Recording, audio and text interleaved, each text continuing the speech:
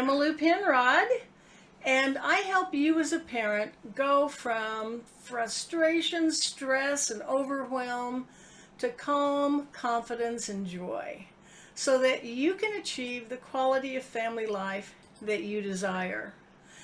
And today we're going to be talking about parenting styles. And in the last century, there was a noted clinical and developmental psychologist named Diana Baumrind. And she was noted for her research on parenting styles. So in the 1960s, she came up with 4 parenting styles, a category. So we're going to be talking about those. And I want to get a graphic ready to show you. And as we go through these different parenting styles, I want you to think about the kind of parenting style you were raised with. What did your parents use? And what resonates with you in terms of your interactions with your children? So let me share my screen. And you can see this is like a graph. You have like the XY graph, remember they had in school, and they're comparing two qualifications. One, that vertical line on the side is responsiveness. This is referring to how involved is the parent with the children. How responsive are they to their needs? And this horizontal line, demandingness, is referring to what are their expectations for their children. So it's how invested are they, how much do they give to their children, and then the horizontal line is what are they expecting from their children. So the 4 categories can be placed according to this graph. You'll notice that in the bottom left corner is the neglectful parent. And this really isn't a parenting style that anyone would recommend. It's actually an example of not parenting. So in this case, maybe you've seen those families where it looks like the children are just raising themselves. For whatever reasons, their parent are not involved or they're absent. The parents are not providing the nurturance and the attention and the guidance. The case where maybe the parents don't even know where their children are or what they're doing. And they're indifferent to their child's social, emotional, and behavioral needs.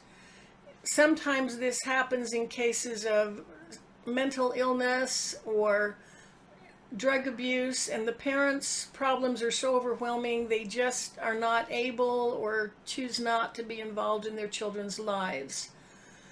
I ended my teaching career at a residential treatment facility for teenagers, and while most of the students were not happy to be there because it meant a drastic change in their lifestyle. They went from using electronics how often, whenever they wanted, to having to hand over all their electronic devices. They were supervised 24/7.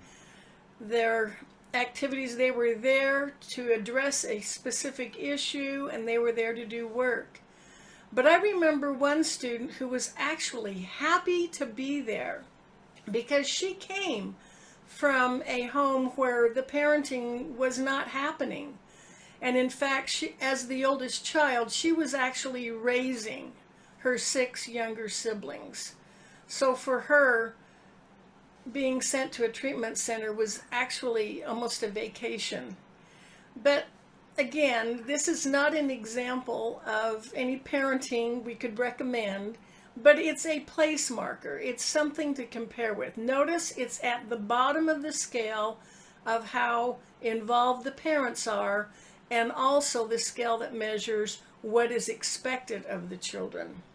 Now, just above, in responsiveness, is the parent that is much more involved in their children. They care about their children. They really love them. They want them to be happy, but it's still low on the scale of what is expected from their children.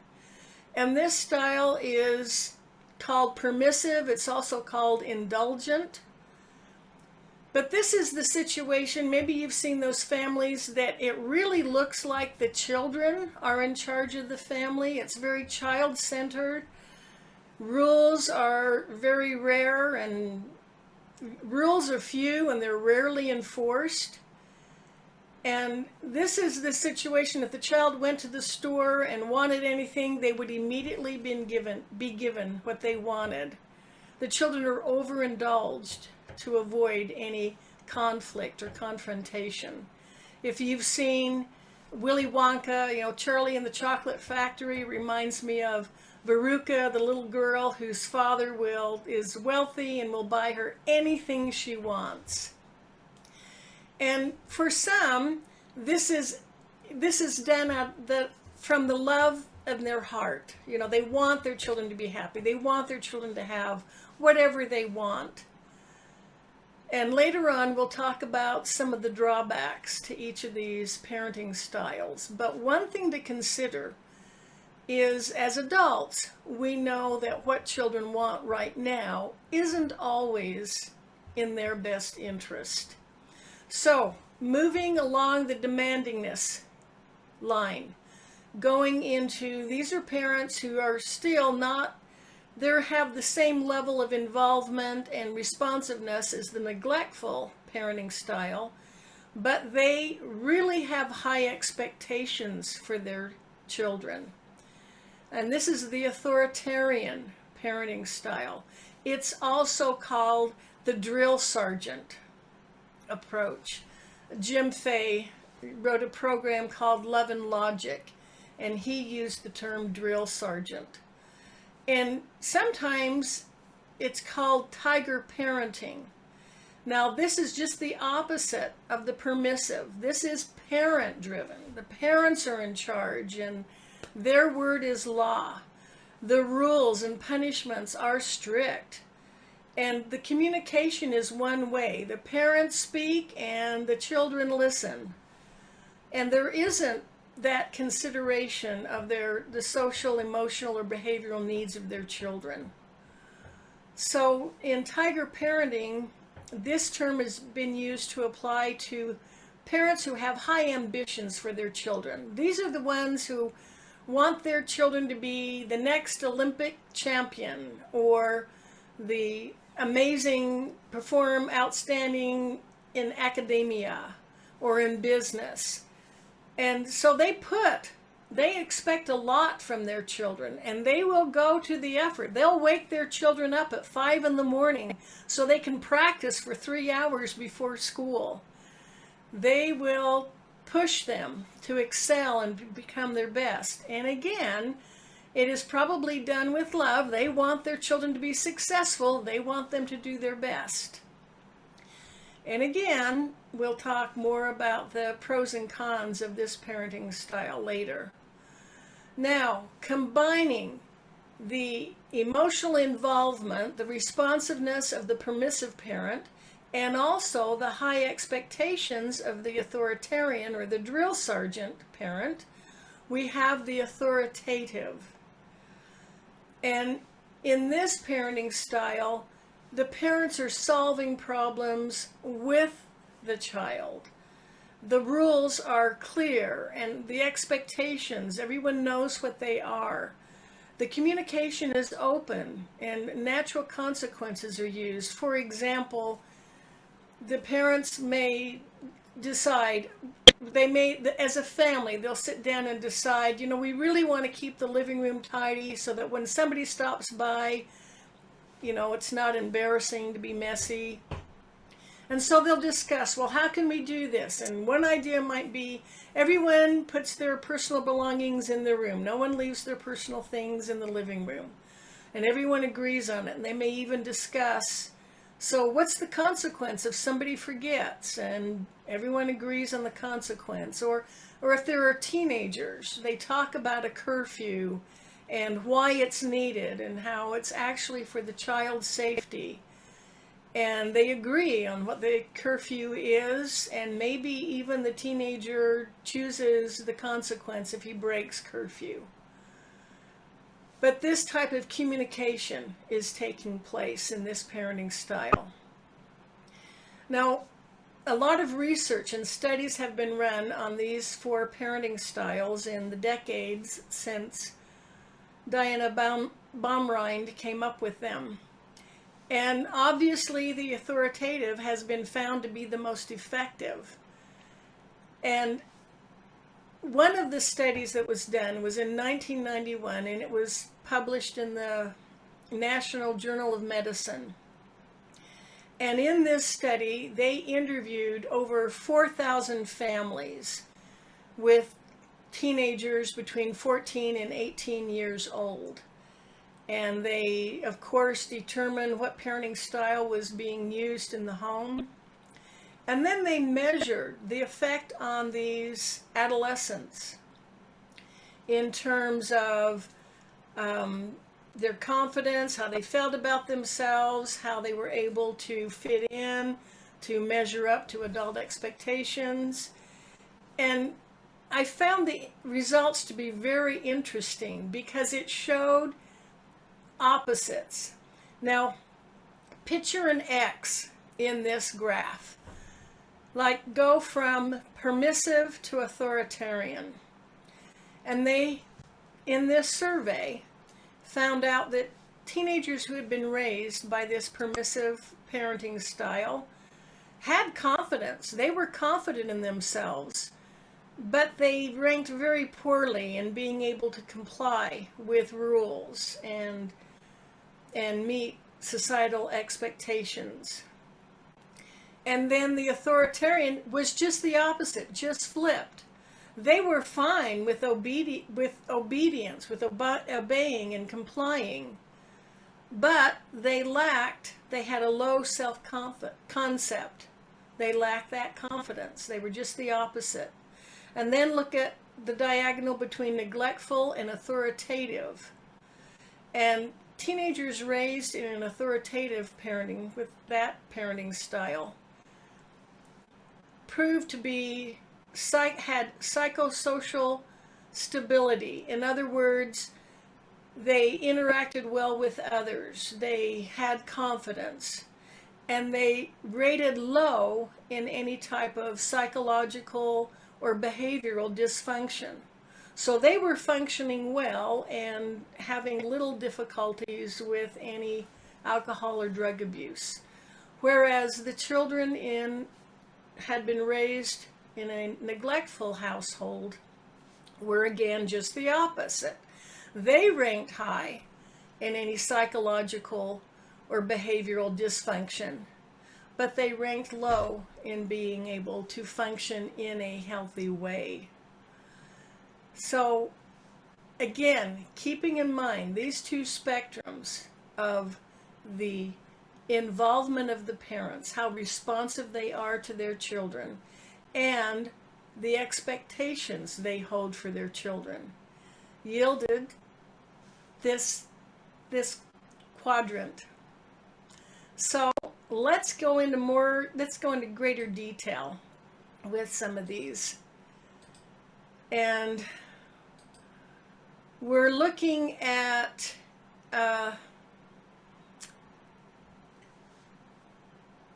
in his book, Love and Logic, Jim Fay also introduces another parenting style that he calls the helicopter parent, which is actually a form of the permissive parent. This is the parent who is so concerned about their child being hurt or suffering from a negative consequence that they will hover around their child and be ready to jump in and rescue them rather than see them suffer a negative consequence. So he used drill sergeant for the authoritarian and helicopter parent for the permissive.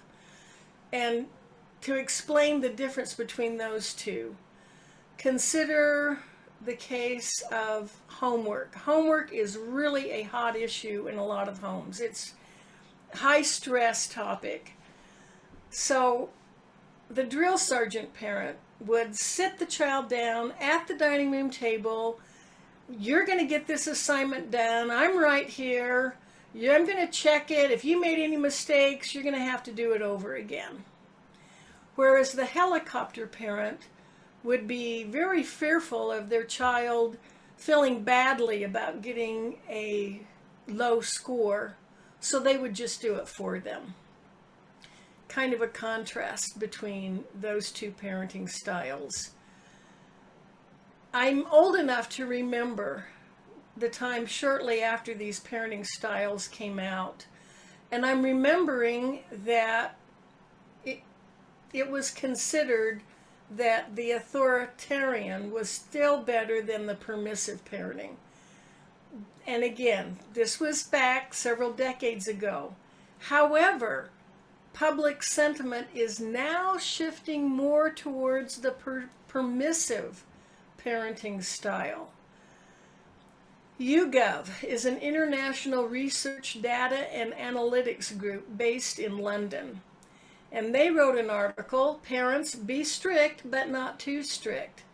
And it was published in 2015. So that's much more recent. And they surveyed 997 respondents in America. And two questions they asked. I want to review the results. The first was, how strict should parents be?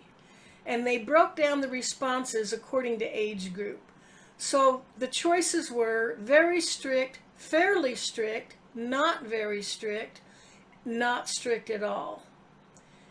And the baby boomers, that's my age group. In that case, 94% of them chose very strict or fairly strict. So a big majority agree that there should be some strictness. But the younger group, the millennials, 18 to 29, only 68% of them picked very strict or fairly strict. And 28% picked not very strict. And there were even some that picked not strict at all. And then the question was, how strict were your parents when you were growing up? And again, older generation, baby boomers, had 85% said that their parents were either very strict or fairly strict. And with the younger millennials, only 61% said very strict or fairly strict. And 33% said not very strict. And there were like 6% that said not strict at all. So just reflecting, if that's true, that the movement, the tendency is towards more permissive parenting, then we need to know what the effects are. And in verywellmind.com, they printed permissive parenting characteristics and effects, and this was updated just last year. And throughout this article, they're citing the research used to come up from these conclusions. And a lot of that research came from the study I mentioned earlier. That was called Patterns of Competence and Adjustment Among Adolescents from Authoritative, Authoritarian, Indulgent, and Neglectful Families, published in the National Library of Medicine in 1991. So they found effects, some negative effects of the permissive parenting style is low achievement in many areas. There were little to no parental expectations, so there was little to no self-discipline. Making poor decisions, they struggled to learn good problem-solving and decision-making skills. They hadn't need to, they just got whatever they wanted. They found that they're more prone to delinquency and substance abuse. They show more aggression and less emotional understanding. They don't develop that empathy. They're unable to manage their time or habits. That lack of structure means they never learn limits, and therefore they tend to develop unhealthy habits. So those are the negative outcomes with the permissive. Let's take a look at the authoritarian approach. Now this is defined. Here are some of the behaviors that qualify as fitting in the authoritarian or the drill sergeant. It's yelling, spanking, serious consequences for disobedience, and backtalk. Backtalk is not allowed. Using phrases such as, "because I said so," and maintaining an image of perfection. And this is really ironic because as children move into adolescence, if they're going to maintain that bond of trust and rapport with their parents, they need to see them as vulnerable people, people who are genuine and who are real. And they're old enough, they can see their parent isn't perfect. And if their parent is insisting on maintaining that image when it doesn't fit them at all, they lose trust, they lose respect for their parents. The effects of the drill sergeant are that kids feel less socially acceptable. They get reamed at home, so they don't feel like they're any good. They're more likely to bully others because that's what they've experienced. They're less resourceful.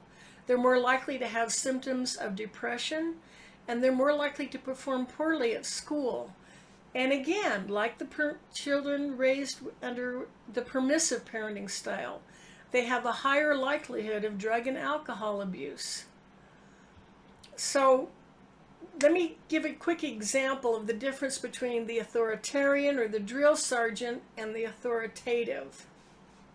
Let's take the example of a child steals something from a store, and the parents are notified either by the store owner or by the police. And in the drill sergeant household, when the child gets home, both parents are probably going to be yelling at him. His father may administer a spanking or a beating. He'll be sent to his room without supper. He did a terrible thing, and the punishment is terrible. In the authoritative home, there is a consequence. He's probably going to be grounded for a week. And the parents are talking to him and explaining why what he did is wrong, why it's not congruent with the family values. They may be offering him some form of restitution, maybe encouraging him to go to and apologize to the store owner or pay, or they're teaching him. They're using this moment to teach him. And they're assuring him of their love. They are not accepting the behavior, but they're showing that unconditional love, that he's still their child, and they still love him and care about him. So in both cases, there is a consequence. This behavior is not accepted. It's not acceptable. But in the case of the authoritative style, there is teaching, instruction, and love shown. So you can see the huge difference between those. Well, research has shown that the benefits that children who are raised with this loving and guiding and structured authoritative parenting style are more empathetic and kind. In many cases, they're more resistant to peer pressure because they believe in themselves. They don't need approval from others. They become more responsible. They're able to regulate themselves and learn to make good decisions on their own. They're allowed some independence. They have respect for adults, other people, and rules. They tend to have fewer social problems with peers. They get along with teachers, and they have a close, cohesive relationship with their parents. Their parents then can take the role of the mentor in their young adult life. So the it's all about balancing discipline, emotional control, and allowing independence within that loving framework. There are several other buzzwords that come up that would fit into this authoritative parenting style, like intentional parenting or mindful parenting. Another one that you'll hear very frequently is gentle parenting. And the pillars of gentle parenting are empathy, respect, understanding, and boundaries. Children need structure. And there's attachment parenting, where it focuses on the parent's connection and responsiveness to their child. They advocate skin-to-skin contact. So with this parenting style, the baby would be carried around in a carrier rather than being pushed in a stroller. When our fourth child was born, a big buzzword, a big thing in birthing was to have skin-to-skin contact right after the baby was born. So my husband took off his shirt and held our son just right next to his chest. It was really a precious memory. And my husband has always been very physically affectionate with our children. And now that they're all adults, it is very gratifying and heartwarming for me to see the close bond he has with our children. Now, positive parenting. A lot has been written about positive parenting. This is a warm and firm style that also emphasizes connecting with the child, listening to them, spending time listening to them and being very much aware of their emotions and their feelings. So I love studying. There is no perfect parent. We all bring our own unique gifts and personalities into this overwhelming challenge of raising another human being.